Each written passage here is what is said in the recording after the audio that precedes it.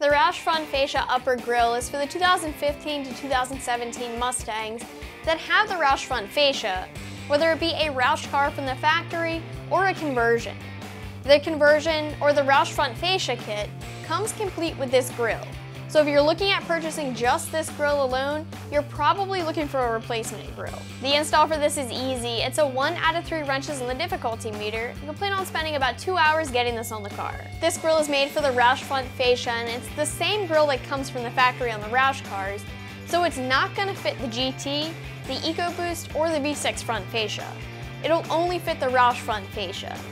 It's a stock replacement grille, or a swap for your GT, V6, or EcoBoost owners out there that did the Roush Front Fascia swap already. So you have your Roush 5-bar design here and the spot for the Roush emblem.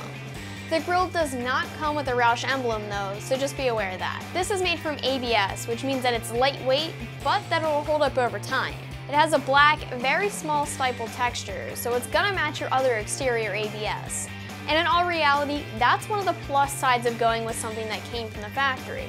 You know it'll fit, it looks good, and it'll hold up over time since that's what it's made to do. As far as price goes, you're looking at spending just over $200 for this grille. That's relatively inexpensive when you compare it to the price of other grilles for the S550. But you have to keep in mind that this is a stock replacement grille for the Roush, so it's not an aftermarket grille like your other options are. You can expect to spend upwards of $300 for another grille option, or even as much as $650 for some of the T-Rex options. The install here is an easy one. It's a 1 out of 3 wrenches in the difficulty meter. This will take about 2 hours time to complete.